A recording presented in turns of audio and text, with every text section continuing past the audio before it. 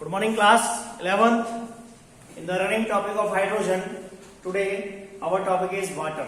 Before this, we have completed till the position of hydrogen in the periodic table. Now, let's study water. Water, the chemical formula of water is H2O. And human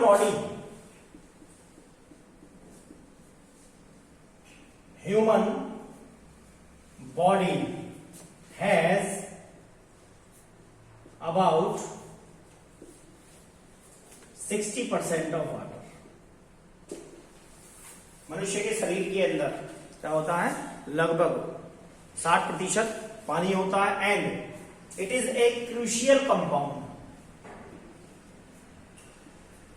it is a crucial compound for the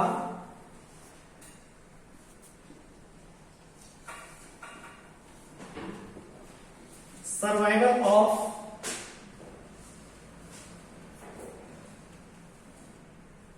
all living organism. पीने के लिए पानी की आवश्यकता हर किसी जीवधारी को होती है, इसलिए कहा गया it is a crucial compound for the survival of all living organisms, and it is a solvent of great importance.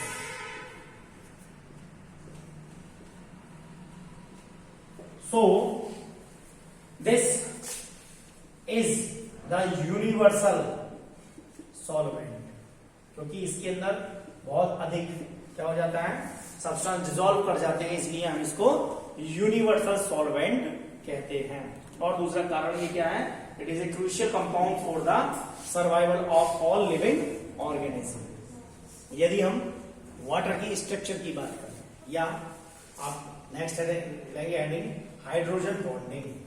जो मेन कैरेक्टरिस्टिक प्रॉपर्टी होती है वाटर की, they are due to the presence of hydrogen bonding in water. Hydrogen bonding in water. ठीक है. The chemical formula of water is H2O. यदि आप एक water के मॉलिक्यूल की स्ट्रक्चर देखेंगे, जबकि पानी के अंदर तो ऐसा नहीं कि एक ही वाटर का मॉलिक्यूल है, तो यहाँ क्या स्ट्रक्चर बनेगी आपकी? ध्यान से देखेंगे, हाइड्रोजन इसके साथ एक ऑक्सीजन के साथ और एक हाइड्रोजन के साथ इस तरीके से बॉन्ड बनाएगा. ठीक है. अब हमें क्या देखना है? Hydrogen bonding which is present between the other molecules of same compound. तो हाइड्रोजन बॉन्डिंग को देखेंगे. ऐसे ही सिमिलरली हम क्या बना रहे हैं? एक और वाटर मॉलिक्यूल बना रहे हैं. ये आ गया हाइड्रोजन, ये ऑक्सीजन, और फिर हमने क्या बना दिया? ये हाइड्रोजन. सिमिलरली एक और वाटर मॉलिक्यूल, ये हाइड्रोजन, और ये क्या आ गया? इधर हाइड्रोजन आ गया. ठीक है जी. एक हाइड्रोजन इधर, एक हाइड्रोजन इधर, एक हाइड्रोजन इधर. अब क्या होगा कि ऑक्सीजन क्या होता है? हाईली इलेक्ट्रोनेगेटिव होता है. It needs 2 electron. तो एक की शेयरिंग यहां हो गई और एक की शेयरिंग यहां हो गई. तो जब यहां क्या होगा? इलेक्ट्रॉनों की शेयरिंग होगी तो इसके ऊपर क्या आएगा? Delta negative sign. पार्शियली क्या होगा? नेगेटिव साइन, इसके ऊपर पार्शियल पॉजिटिव साइन, और इसके ऊपर भी क्या होगा? Partial positive sign. तो ये साइन बराबर होगा, यहाँ --2 भी लिख सकते हैं. सिमिलरली यहां पर भी क्या होगा? Delta positive, delta negative, partial delta positive, यहां भी डेल्टा पॉजिटिव, डेल्टा नेगेटिव और डेल्टा पॉजिटिव होगा. अब जो ये वाटर का मॉलिक्यूल है, इसके द्वारा जिस बॉन्ड के द्वारा जुड़ा होगा, इसको हम क्या कहेंगे? Hydrogen bonding. ये ठीक है. क्योंकि यहां पर क्या होगा? इनके बीच में क्या होगा? मॉलिक्यूल्स के बीच में अट्रैक्शन होगा. ये मॉलिक्यूल यहां पर पार्शियल नेगेटिव चार्ज होने की वजह से इसको क्या करेगा? अट्रैक्ट करेगा. तो ये जो है, सिमिलरली यहां भी क्या रहेगा? अगला जो हाइड्रोजन है किसके साथ? ऑक्सीजन के साथ ही ऐड होगा. ठीक है. यहां पर भी ये और यहां पर भी ये. अगले जो मॉलिक्यूल्स आएंगे इस स्ट्रक्चर के अंदर, वो क्या बनाएंगे? सिमिलर हाइड्रोजन बॉन्डिंग शो करेंगे. And total properties of water is due to the presence of this hydrogen bonding. एक मॉलिक्यूल में मत ढूंढ लेना। हमने क्या बनाया जी, ऐसी स्ट्रक्चर बनाई वाटर की, ये स्ट्रक्चर बन गई वाटर की और इसके अंदर इन दोनों के बीच में क्या है, हाइड्रोजन बॉन्डिंग है। नहीं, यहाँ पर क्या है, ये कोवलेंट नेचर है, ठीक है, क्योंकि हाइड्रोजन को भी क्या चाहिए, एक इलेक्ट्रॉन हीलियम की स्ट्रक्चर लगने के लिए, और ऑक्सीजन क्या करेगा, एक एक इलेक्ट्रॉन की इसके साथ दोनों हाइड्रोजन एटम के साथ क्या करेगा, शेयरिंग करेगा और वाटर की स्ट्रक्चर को परफॉर्म करेगा। तो ये क्या होती है, this one is the hydrogen bonding in water. और generally hydrogen bonding is the most important thing in chemistry. ये आपको नजर कहां आएगी, जनरली वाटर के अंदर, और क्या हो, हाइड्रोजन और फ्लोरीन हो, और क्या हो, हाइड्रोजन और नाइट्रोजन, O, F और N, O, F और N, ये एलिमेंट अगर किसी के साथ क्या कर रहे हैं, कंबाइन कर रहे हैं, तो जनरल वे के अंदर आपको वहां हाइड्रोजन बॉन्डिंग देखने को मिलेगी, ठीक है। जहां ऑक्सीजन हो चाहे वो किसी के बीच में की हो, वहां आपको हाइड्रोजन बॉन्डिंग नजर आएगी। इंटरमॉलिक्यूलर दो प्रकार की होगी, इंटरमॉलिक्यूलर, ठीक है, और इंटरमॉलिक्यूलर होती है, और इंट्रामॉलिक्यूलर, ठीक है, दो तरीके से हाइड्रोजन बॉन्डिंग होती है। तो ये क्या है, अलग अलग, यहां ऑक्सीजन है, यहां हाइड्रोजन है। This one is the hydrogen bonding in water.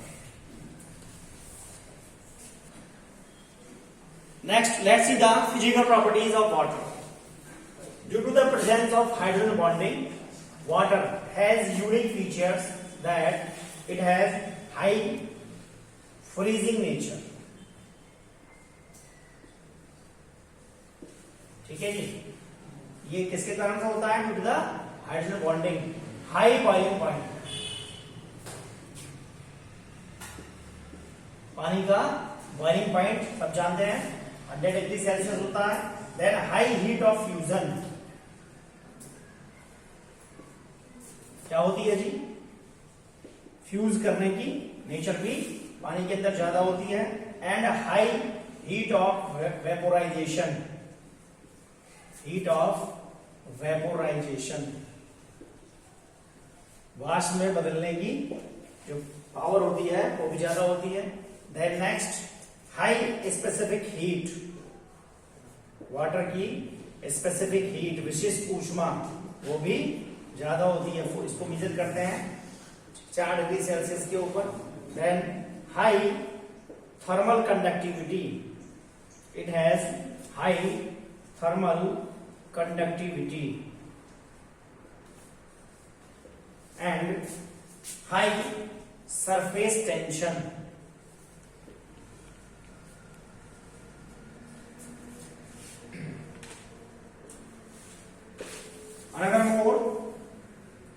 Another unique important property is high dipole momentum, high dipole momentum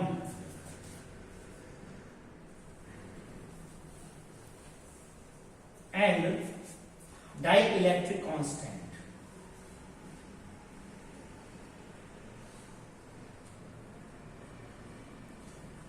High dielectric constant. These are the physical properties of water which are due to the presence of hydrogen bonding in it. Now, water is known as universal solvent.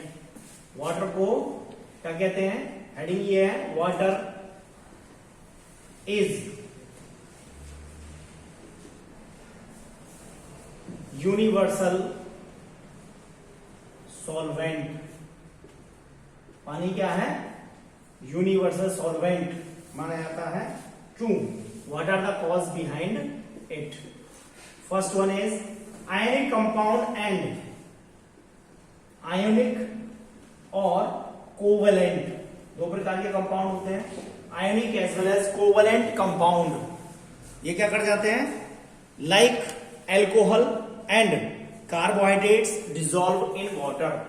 Ionic compound में आ जाएगा आपका, और covalent compound में आ गया alcohol C2H5OH, और आयनिक के अंदर आ गया आपका क्या आ जाएगा, NaCl, ठीक है, और कार्बोहाइड्रेट इधर आ गया आपका ग्लूकोज, कार्बोहाइड्रेट। हाइड्रेट, ये क्या कर जाते हैं, वाटर, दोनों ही आयनिक कंपाउंड भी और कोवलेंट कंपाउंड, दोनों के दोनों ही किसके अंदर डिसॉल्व कर जाते हैं, वाटर के अंदर डिसॉल्व कर जाते हैं, इसलिए हम इसको यूनिवर्सल इंडिकेटर कहते हैं, यूनिवर्सल सॉल्वेंट कहते हैं। एंड क्या करते हैं जी, it is an excellent solvent, इसके लिए that is an excellent solvent,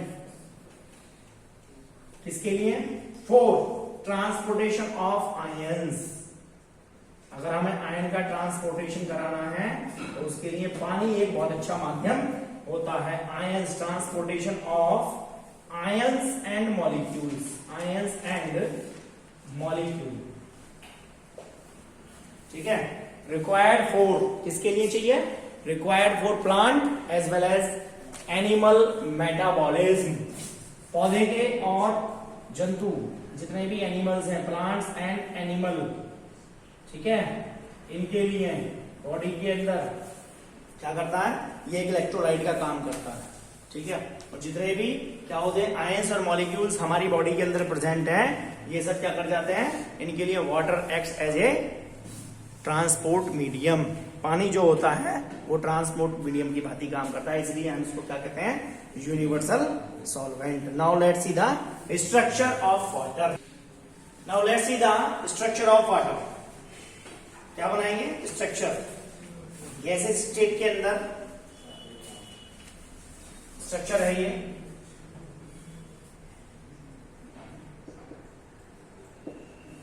hydrogen अगर देखें तो हाइड्रोजन के दो एटम ऑक्सीजन के साथ इस तरीके से अटैच रहते हैं वाटर की स्ट्रक्चर के अंदर। अगर हम यहां बॉन्ड एंगल देखें तो ये जो बॉन्ड एंगल है ये होता है 104 डिग्री और 5 मिनट का, और बॉन्ड लेंथ अगर हम मेजर करें तो ये होती है 95.7 पिकोमीटर, यानी हाइड्रोजन और ऑक्सीजन के बीच बॉन्ड लेंथ होगी 95.7 पिकोमीटर, और जो बॉन्ड एंगल होगा वो 104 डिग्री और 5 मिनट का होगा, ठीक है। Water exist as separate molecule, in gaseous state water exist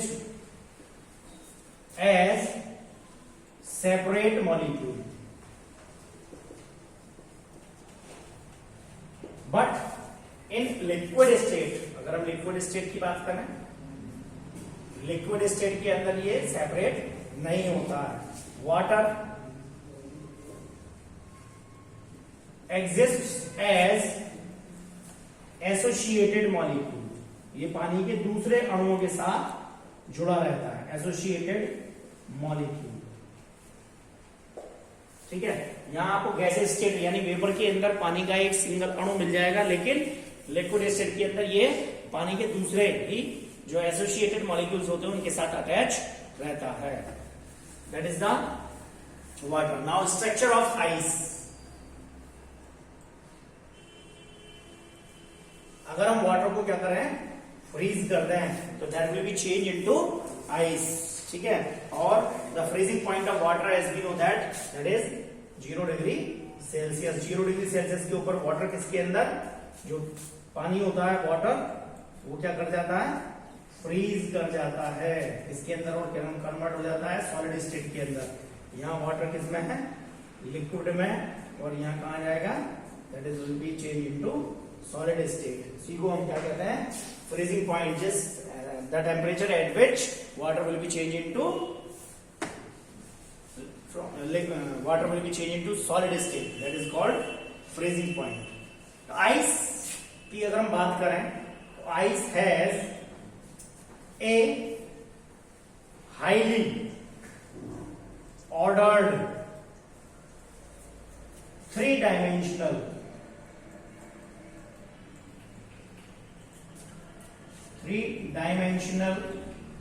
hydrogen bonded structure. Ice के पास 3-dimensional हाइड्रोजन बॉन्डिंग स्ट्रक्चर है, and each oxygen atom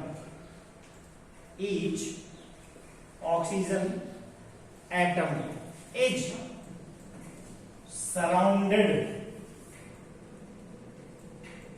tetrahedrally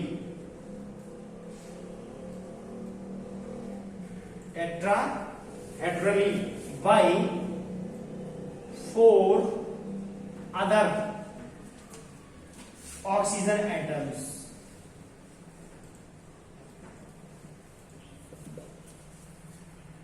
At a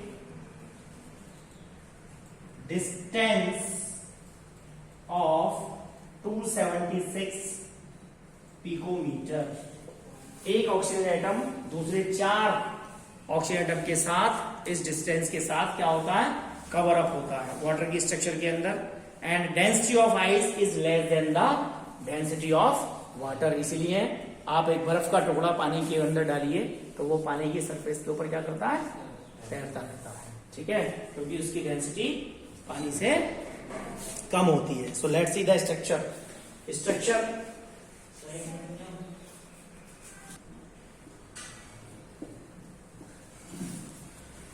Structure of ice.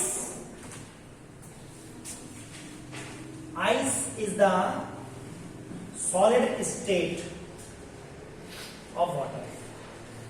तो वाटर का formula क्या होता है, H2O, यानी एक oxygen atom इसके साथ 2 हाइड्रोजन एटम के साथ क्या रहता है, जोड़ा रहता है। अब अगर हमने बताया गैसियस स्टेट के अंदर में ड्रॉ की स्ट्रक्चर, तो वाटर का जो मॉलिक्यूल है उसका अंदर जो एंगल है वो 104 डिग्री 5 मिनट का है, और जो बॉन्ड लेंथ है वो बताइए 97.5 पिकोमीटर। अब यहाँ क्या होगा, लेकिन चूंकि यहाँ पर ये सॉलिड स्टेट में है तो बहुत सारे मॉलिक्यूल वाटर के क्या होंगे, एसोसिएट करके रहेंगे। अब यहाँ ऑक्सीजन है तो अगला जो वाटर मॉलिक्यूल यहाँ ऐड होगा यहाँ भी जुड़ जाएगा। यहाँ अगला जो होगा वो किसके साथ, हाइड्रोजन एटम के साथ, और किसके साथ 2 हाइड्रोजन एटम होंगे, एक ऑक्सीजन एटम, और फिर क्या होगी साथ में, हाइड्रोजन बॉन्डिंग।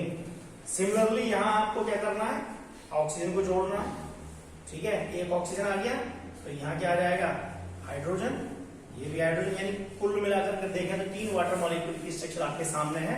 और ये जो पार्ट ये किसके द्वारा जुड़ाएगा, किसके द्वारा, हाइड्रोजन बॉन्डिंग के द्वारा। अब यहाँ ऑक्सीजन आ गया तो यहाँ हाइड्रोजन बॉन्डिंग आ जाएगी, ठीक है, यहाँ हाइड्रोजन और ये ऑक्सीजन और ये हाइड्रोजन, ठीक है जी। ऐसी इसी प्रकार यहाँ भी क्या होगा, ऑक्सीजन वाटर मॉलिक्यूल जुड़े हुए होंगे। अब यहाँ क्या आ गया, हाइड्रोजन, यहाँ पर भी आप क्या जोड़ेंगे, एक ऑक्सीजन, ठीक है, और साथ में क्या जोड़ेंगे, हाइड्रोजन। कंफ्यूज नहीं करना है इसमें बिल्कुल भी। यहाँ पर किसके साथ जुड़ेगा, लेकिन हाइड्रोजन बॉन्डिंग के साथ, एक ऑक्सीजन, फिर साथ में क्या आ गया, ऊपर हाइड्रोजन और ये हाइड्रोजन, और ये किसके साथ जुड़ गया, हाइड्रोजन बॉन्डिंग के साथ। टेट्राहेड्रली स्ट्रक्चर निकल करके बन करके आनी चाहिए। अभी जैसे यहाँ हाइड्रोजन आ गया, ये हाइड्रोजन जुड़ा हुआ है, तो ये किसके साथ अटैच होगा, किसके साथ आएगा,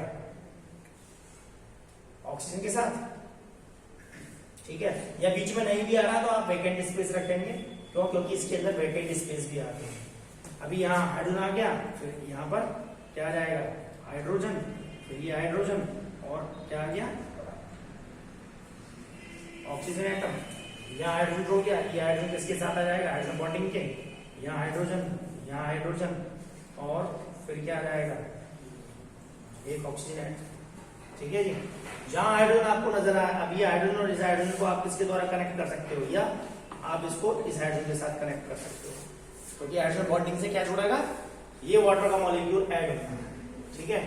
इसी प्रकार यहाँ पर भी, और यहाँ क्या आ जाएगा, ऐसी कंटिन्यूटी में ये आगे स्ट्रक्चर हम बढ़ाते रहेंगे। जहां ऑक्सीजन नजर आ रहा है आपको और हाइड्रोजन, वहां उसके बीच में हाइड्रोजन और ऑक्सीजन के बीच में क्या आएगी, हाइड्रोजन बॉन्डिंग आएगी। This one is the structure of ice. आपकी बुक के अंदर भी ये दी हुई है, वहां से भी आप नोट कर सकते हैं कि कैसी है, टेट्राहेड्रल, ठीक है। और बीच में जो स्पेस अगर आता है तो उसको हम क्या कहते हैं, वेकेंट स्पेस। बीच में जो स्पेस होता है ये क्या होता है, वेकेंट स्पेस होता है। हाइड्रोजन और ऑक्सीजन के बीच में, यहां अगर आपने ऐड करना है तो यहाँ क्या ऑक्सीजन और ये इसके साथ हाइड्रोजन बॉन्डिंग हो गई, और 2 एटम कहां जोड़ जाएंगे, हाइड्रोजन के, ये इसके साथ यहां जोड़ दीजिए और ये इसके साथ जोड़ दीजिए। हाइड्रोजन बॉन्डिंग का विशेष ध्यान रखना है। जो डॉटेड लाइन से मैंने दिखाया, शो किया है, दैट रिप्रेजेंट्स हाइड्रोजन बॉन्डिंग। ठीक है जी, तो ये हो गया आपका स्ट्रक्चर ऑफ आइस। उसके बाद आता है आपका chemical properties of water. Now let's study chemical properties of water. First we will study in 4 sub headings. तो first one is amphoteric nature.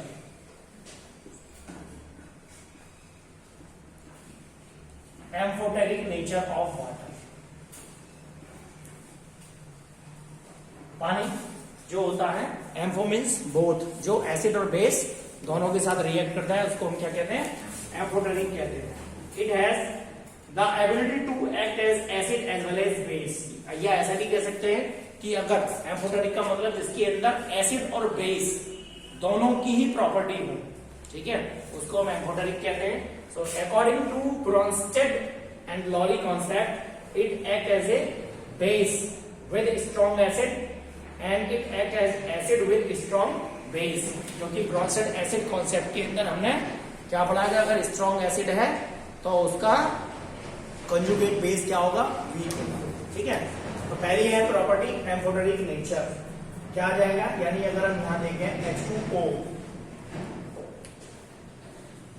Liquid state के अंदर है, अमोनिया के साथ रिएक्ट करेगा, ठीक है, एक्वस स्टेट में, और half headed arrow in both side, तो क्या बनाएगा? It gives OH ion, aqueous state plus NH4 plus, NH4 plus, that is also in aqueous state. Now पहली प्रॉपर्टी हो गई। दूसरा, वाटर H2O लिक्विड स्टेट में किसके साथ? हाइड्रोजन सल्फाइड, ठीक है, नॉन मेटेलिक हाइड्राइड हो गया, एक्वस स्टेट के अंदर रिएक्ट करेगा और क्या बनाएगा? H3O हाइड्रोनियम आयन यानी एसिड, और क्या आ जाएगा आपका? HS minus, that is aqueous. This property shows the amphoteric nature of water। ठीक है, and the water also undergoes self ionization, that is the unique and important property of water, that is called the auto प्रोटोलाइसिस। इस term को हम क्या कहते हैं? Auto प्रोटोलाइसिस। और bracket में आप लिख रहे हैं, ब्रैकेट में हम लिख सकते हैं सेल्फ आयोनाइजेशन। वाटर का अगर क्या होता है? Water itself undergoes self ionization, that is called autoprotolysis of water takes place as follows।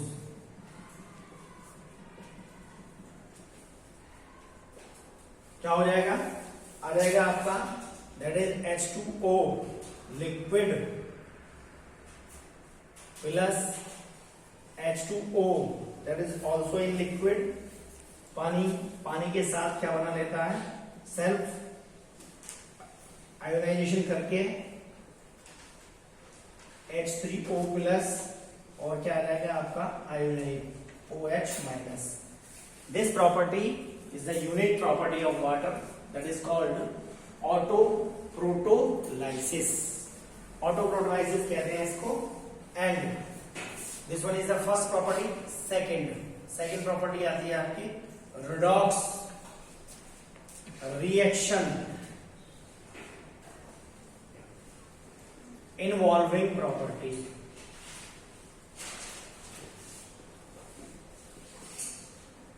redox reaction involving property यानी मीन्स पहले किसके साथ? पहले देखेंगे आप with electropositive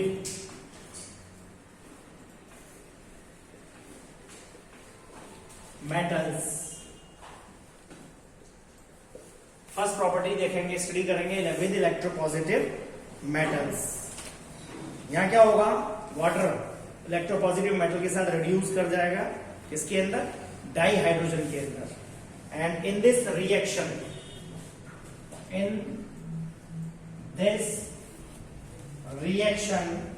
water is easily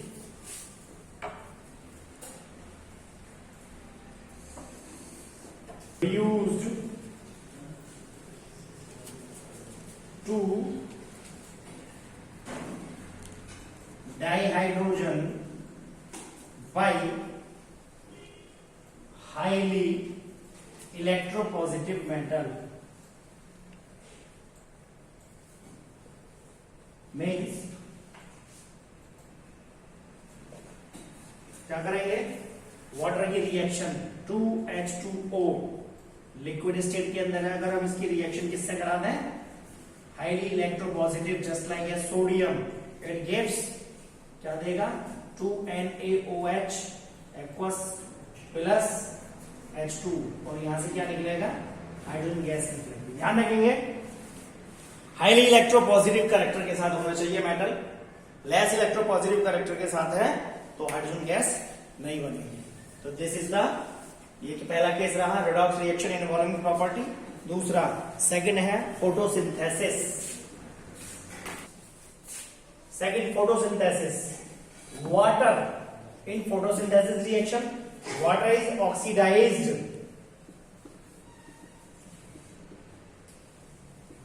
to oxygen during photosynthesis.